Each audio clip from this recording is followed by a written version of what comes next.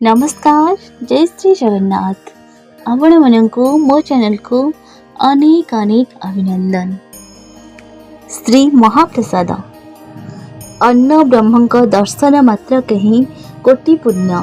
प्रायतः ammonia ठारू माँ भैरवी विमला देवी को समर्पण परे महाप्रसाद अबढ़ार इतिवृत्ति प्रायतः जानती। तेणु ए संक्रांत विशेष उल्लेख करिवार प्रयोजन नहीं। जगत जननी लक्ष्मी राणी स्थापिण वैष्णव अग्नि निजेता करंती रंधन भुंजंती स्वयं नारायण। महाप्रसाद भगवान अपूर्व लीला जीव शुणी आनंद मुखर हो पड़ुछि। सतरी कण महाप्रभु आपण कृपा हेब टिके महाप्रसादर किणवा टिके प्राप्त हेब। ये तो भक्त और भगवान को मानुष्य लीला। जीवनर परम सौभाग्य एमितिका ठाकुर आम सह अछंती। प्रतिटी क्षण पाखे पाखे रही आमको कल्याण करुछंती। विपदर बंधु परी सहाय हेउछंती। सतरे केते बड़ भाग्य आमर। महाप्रभु लोकशिक्षा उद्देश्य से निजे एक आदर्श गृहस्थ हिसाब से गृहस्थ धर्म पालन करी भक्त मानक शिक्षा देउछंती। गृहस्थ भाव इष्ट बा ईशान भाव ऐशान्य कोण ईशानेश्वर महादेव को आराधना करिथांती। जने गृहस्थ मनुष्यर प्रतिदिन यज्ञ करने कर्तव्य।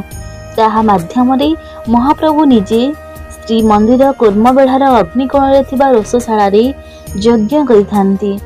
से यज्ञ को निर्गत अग्नि चुली मानकरे अग्नि स्थापन कराई रंधन कार्य आरंभ होइथाए।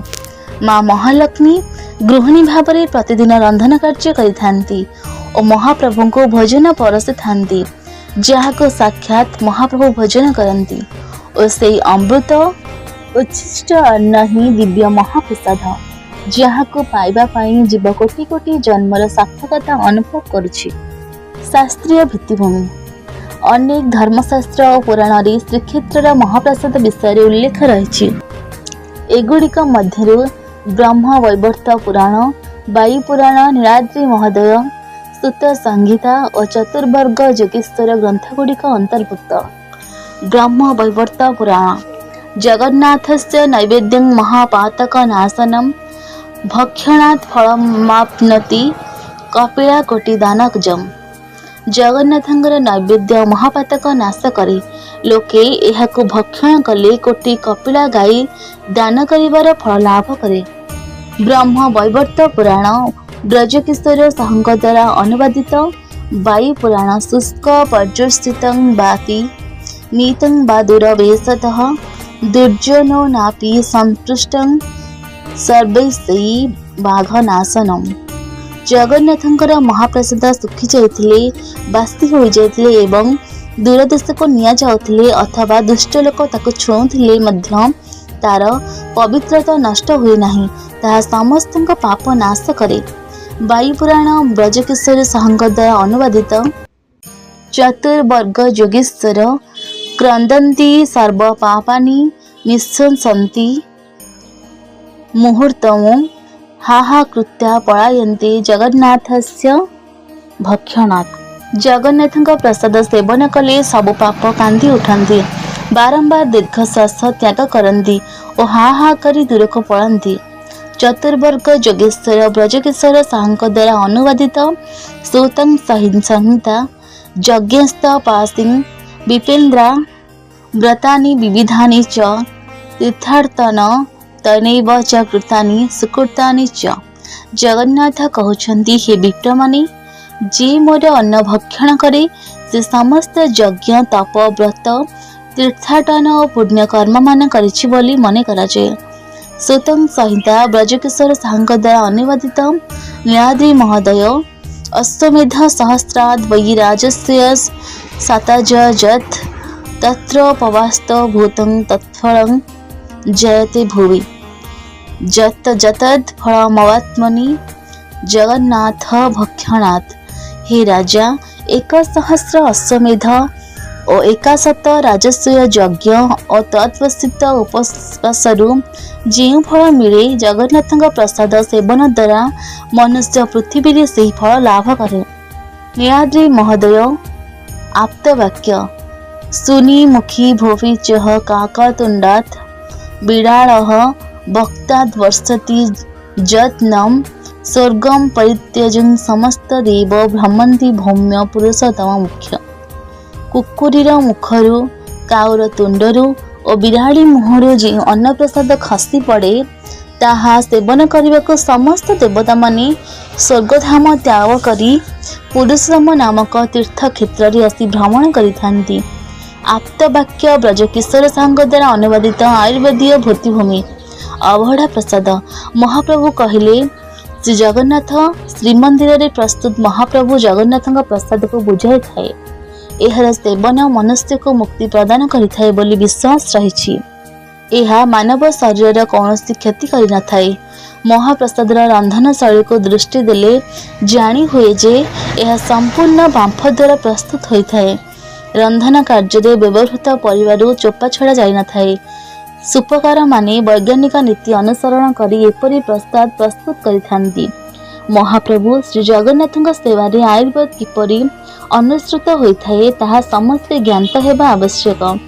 आयुर्वेद पद्धति अनुसार महाप्रसाद रंधन तथा समस्त प्रस्तुत हेतु यह सेवन कहीं कहीं अस्वस्थ हो पड़ा दृष्टि आसनी। महाप्रसाद प्रस्तुत घी व्यतीत अन्य कौन तेल गरम मसला पुस्तक उत्तेजक द्रव्य व्यवहार निषिद्ध। एथिरे आयुर्वेदीय वैशिष्ट्य परिलक्षित होता है। एहार अलौकिकता संपर्क में आलोचना कले जना जाए जे जड़े व्यक्ति किभली महाप्रसाद सेवन करी तांका पेटरे हेउथिबा अंतनाली घा को भल करथिले। एथिरे आयुर्वेदर महानता विशेष आलोचित प्रतिहत। श्री जगन्नाथ महाप्रसाद केवल माटी पात्र रे रंधन होता है। ए दृष्टि रे पाक बा प्रसाद सेवन निमित्त माटी पात्र ही सर्वोत्तम। श्रीमंदिर स्वतलिपि अनुसार कुंभकार निर्जोग माटी पात्र तैयारी करी महाप्रसाद प्रस्तुत निमित्त श्रीमंदिर को जगाई थांती। श्रीमंदिर रे व्यवहृत माटी पात्र को साधारणतः 3 भाग रे विभक्त करा जायछि। प्रथम रे हैला पाहंती ताड़, मसला ताड़, चाटी ताड़ प्रकार सरा बड़ पोड़ी पाली पटा व्यवहृत हुए। समस्त महाप्रसाद प्रस्तुत योग्य माटीपात्र रंग नाली ही हेबा विधि सम्मत। पाकयोग्य माटीपात्र संबंधरे वामदेव संहिता 10 अध्याय 9 श्लोक त्रयोदश श्लोक मध्य विशेष वर्णित होइछि। महाप्रसाद प्रस्तुत केवल वैष्णवाग्नि व्यवहृत होता है और देवी पद्मालया महालक्ष्मी रंधन कार्य समापन करिथांती। हांडी गुड़िक चक्र मुद्रा आकार में सज्जित होई प्रसाद प्रस्तुत होता है। यह छड़ा माटी पात्र रे निर्मले चक्र मुद्रा अंकित होता है। महाप्रसाद प्रस्तुत शास्त्रीय व्यवस्था संपूर्ण रूपे अनुसृत होता है। महाप्रसाद प्रस्तुत केवल माटी पात्र उत्तम बोली ग्रहणीय बोली कहा जाए। माटी पात्र जो प्रसाद प्रस्तुत होता है से माटी पात्र क्षयांश प्रसाद रे मिसिबार सुजोग न थाए। मात्र धातु निमित्त पात्र रे पाक प्रस्तुत हेले जहाँकि स्वास्थ्य पक्षे क्षतिकारक। एतद्व्यतीत माटी कोड़े कौन समस्या न थाए। आयुर्वेदीय मतरे माटी पात्र रे रंधन अन्न व्यंजन सर्वदा रुचिकर और स्वास्थ्य हितकर।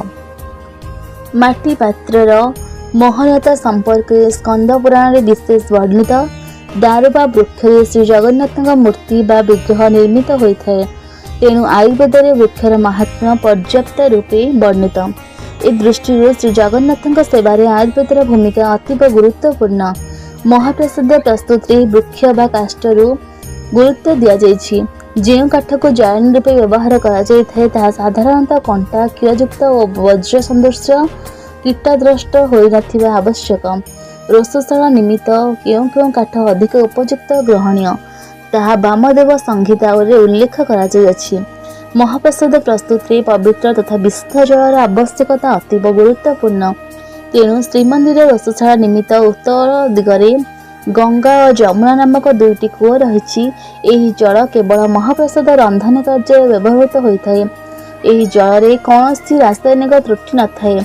गंगा जमुना कूअर जल निरक स्वादयुक्त रुचिकर रंधन कार्य काठ कोईला अंगार बिचड़ा रंधा दौड़ी डंगा गामुचा हाथुआणी सिक्का पानीहांडी बाल्टी दौड़ी कूଅ पानी आसन करेई पिंगल मड़ा भोगे बाहुड़ा इत्यादि व्यवहृत होता है। महाप्रभु महाप्रसाद रंधन तालपत्र प्रस्तुत रोषे पवित्र नड़िया वृक्षर कताकू दौड़ीमान तैयारी कराଯାई रंधन बेले बड़ बड़ हांडी को टेका जाइए। यह छड़ा कूअर जल उत्तेजना बेले मध्य कता दौड़ी व्यवहृत होता है। श्री जगन्नाथ महाप्रसाद महिमा संपर्क में 26 गोटी महापुराण उपपुराण तंत्रशास्त्र मानकरे सुविस्तृत वर्णना कराଯାଇଛି। महाप्रसाद प्रस्तुत रे तंत्र जातीय परिवा को ग्रहण करा जायछि, जेउथिरे मानवर शरीर सुरक्षार विशेष दृष्टि दिया जायଥାଏ। महाप्रसाद महिमा दृष्टिगोचर हुए। जय श्री जगन्नाथ।